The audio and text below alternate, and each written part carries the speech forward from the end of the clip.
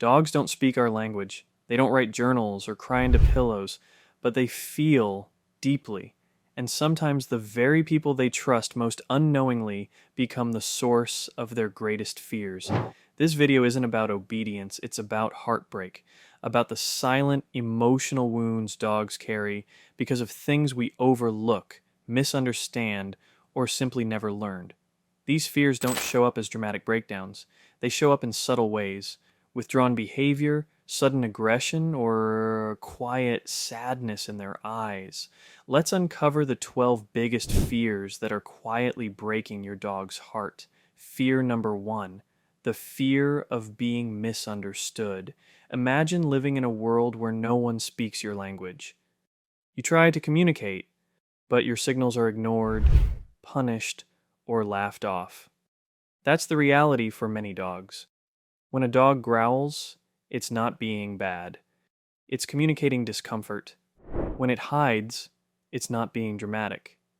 It's trying to feel safe. But too often these behaviors are met with scolding or forced exposure. The dog learns, my feelings don't matter. This fear runs deep. Dogs are incredibly social animals. They crave connection. But when their emotional signals are constantly misread, they start to shut down. They stop trying. They become what trainers call learned helpless. And here's the heartbreaking part. Many owners think their dog is finally well behaved. In reality, the dog has just given up. Fear number 2, the fear of abandonment, even when you're still there. Dogs don't measure love in hours. They measure it in presence, in eye contact, in shared moments. But in today's busy world, many dogs live in emotional isolation, even when their humans are physically nearby. A dog left alone for long stretches or ignored while the owner scrolls through their phone begins to feel invisible. And invisibility breeds anxiety. This isn't just about separation anxiety when you leave the house. It's about emotional abandonment. When a dog's attempts to connect, nudging your hand, bringing a toy, resting their head on your lap, are brushed off or unnoticed, they feel rejected. Over time, this fear of abandonment can lead to destructive behaviors, excessive barking, or even depression. And the worst part? The owner often thinks the dog is acting out, not realizing it's a cry for connection. Fear number 3, the fear of loud, unpredictable environments. Dogs experience the world through heightened senses. What feels like a normal day to us, a vacuum running, kids shouting, a motorcycle passing by, can feel like chaos to them. Many dogs live in a constant state of sensory overload, and when they can't predict or control their environment, they become anxious. This fear often shows up as hypervigilance, pacing, or sudden aggression. But here's the twist. Some dogs don't act out. They internalize. They become quiet, withdrawn, or overly submissive. Owners may think they're calm, but in reality, the dog is just trying to survive the noise. Creating a safe, predictable space isn't a luxury, it's emotional protection. Dogs need quiet zones, routines, and gentle transitions. Without them, their nervous system stays on high alert. Fear number 4, the fear of harsh correction and punishment. Dogs don't understand punishment the way humans do. They don't reflect on their actions and think, I deserved that. They simply associate pain or fear with the moment, and often with the person delivering it. Yelling, leash jerks, shock collars, or even stern body language can create deep emotional scars. And here's the tragic irony. Many dogs who are punished aren't even sure what they did wrong. This fear doesn't just damage trust, it rewires the dog's brain.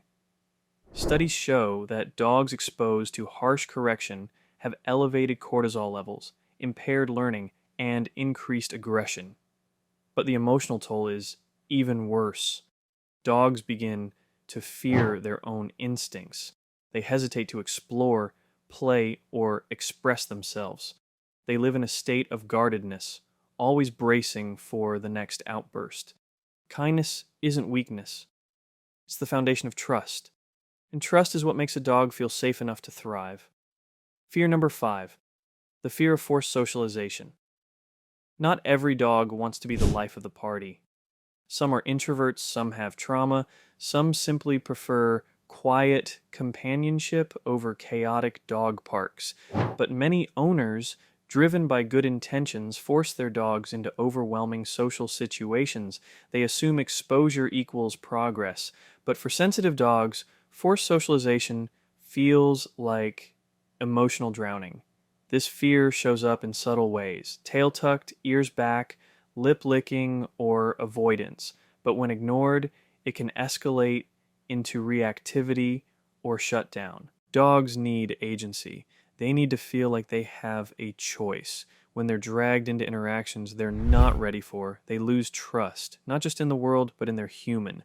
True social growth comes from gentle exposure, clear boundaries, and honoring the dog's comfort zone. Anything else is emotional coercion. Fear number 6, the fear of losing. Their human's approval. Dogs are wired to seek connection.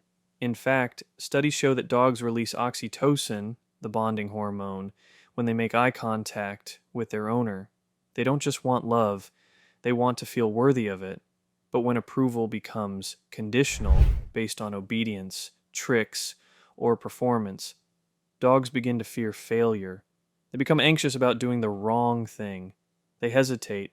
They overthink. They lose their natural joy. This fear often shows up in dogs who are overly submissive, constantly seeking reassurance, or who freeze during training. They're not stubborn. They're scared. And here's the heartbreaking part. Many of these dogs are praised as well-trained. But behind the obedience is a fragile heart, terrified of disappointing the person they love most. Dogs thrive when they feel safe to make mistakes. When training is playful, not pressured. When love is unconditional, not earned. Fear number 7, the fear of being a burden. This one is quiet, invisible, but it's real. Dogs are incredibly intuitive. They pick up on tone, body language, and emotional energy. When an owner is stressed, frustrated, or overwhelmed, the dog feels it. And some dogs internalize it. They start to believe they're the problem, that their needs are too much, that their presence is a source of tension. This fear often shows up in older dogs, rescue dogs, or dogs with medical issues. They become overly compliant. They stop asking for attention. They retreat. And the tragedy? They're not trying to be easy. They're trying not to be abandoned. Dogs don't need perfection. They need presence. They need to know they're wanted, even when they're messy, needy, or inconvenient. Fear. Number 8, the fear of inconsistency. Dogs thrive on predictability. It's not just about routine, it's about emotional stability. When a dog doesn't know what to expect from their human, they live in a state of quiet confusion. One day, jumping on the couch is allowed. The next, it's punished. Sometimes they're greeted with affection, other times ignored. Commands change, boundaries shift, and the dog begins to question everything. This inconsistency breeds anxiety. Not because dogs are stubborn, but because they're trying to decode a language that keeps changing. They want to please, they want to connect, but when the rules are unclear, they feel lost. Behavioral science calls this intermittent reinforcement, and it's one of the most stressful learning environments for any animal. It creates obsessive behaviors, emotional instability, and even attachment issues. Dogs don't need rigid control. They need clarity. When expectations are consistent, they feel safe enough to be themselves. Fear number 9, the fear of being touched without consent. Touch is powerful. It can heal, comfort, and connect. But it can also overwhelm, frighten, or violate, especially when it's forced. Many dogs endure constant physical contact they didn't ask for. Hugs from strangers, head pats from children, being picked up, restrained, or groomed without warning, and while some tolerate it, others silently suffer. Dogs have personal boundaries, they have preferences, and when those are ignored, they don't just feel uncomfortable, they feel powerless. This fear often shows up in subtle ways: flinching, lip licking, yawning, or turning away. But when ignored, it can escalate into reactivity or avoidance. Consent isn't just a human concept, it's a form of respect. When a dog is allowed to choose when and how they're touched, they feel seen, they feel safe, and that safety builds trust. Fear number 10, the fear of being compared. It happens more often than we realize. Why can't you be more like your sister? My last dog never did this. Other dogs at the park behave better. Dogs may not understand the words, but they feel the energy, the disappointment, the frustration, the subtle withdrawal of affection. Comparison creates emotional distance. It tells the dog, you're not enough. And for a creature whose entire emotional world revolves around connection, that message cuts deep. This fear doesn't show up in dramatic ways. It shows up in hesitation, in lowered ears, in a dog who stops trying because they believe they'll never measure up. Every dog is a unique emotional being. They have their own pace, their own story, their own wounds. When we honor that individuality, we don't just build better behavior, we build deeper bonds. Fear number 11, the fear of being a project. Some dogs are adopted with trauma. Others come with behavioral challenges. And while rehabilitation is beautiful, there's a hidden danger. When a dog becomes a project, they stop being a companion. They're measured by progress charts, evaluated by milestones. Their worth becomes tied to how much they've improved. This fear isn't about training, it's about identity. Dogs who are constantly worked on begin to feel like they're broken, like they're only loved when they're better. And here's the heartbreaking part. Many of these dogs are trying their best, but they feel like they're failing, like they're disappointing the person they love most. Healing should be a shared journey, not a checklist. When a dog feels accepted in every stage of growth, they don't just recover, they flourish. Fear number 12, the fear of emotional contagion. Dogs are emotional sponges. They absorb the energy around them: joy, sadness, anger, anxiety. And when their human is in distress, they feel it in their bones.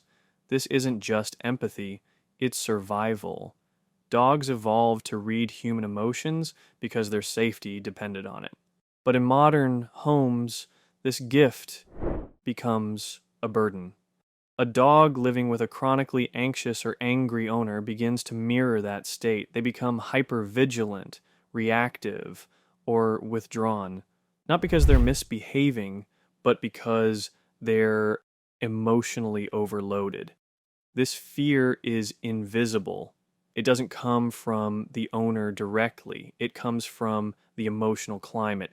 And unless addressed, it creates a feedback loop of stress between dog and human. The solution isn't perfection, it's awareness. When owners regulate their own emotional state, they create a sanctuary for their dog's nervous system. And that sanctuary becomes the foundation of trust. So, what can you do? If any of these fears sound familiar, don't panic. This isn't about guilt, it's about growth. The most powerful thing a dog owner can do is see their dog, not just the behavior, but the emotion behind it. To ask, what is my dog feeling right now? Instead of, how do I fix this? Empathy changes everything. It turns correction into communication. It turns obedience into trust. It turns a house into a home. Dogs don't need perfect owners. They need conscious ones. Ones who listen, learn, and love with intention. Because when a dog feels safe, understood, and emotionally connected, something beautiful happens. They don't just behave better, they come alive. If this video made you think differently about your dog, share it. Let's shift the conversation from control to connection, from obedience to emotional safety. Because behind every bad behavior is a heart trying to speak. And when we learn to listen, we don't just change our dog's life, we change our own.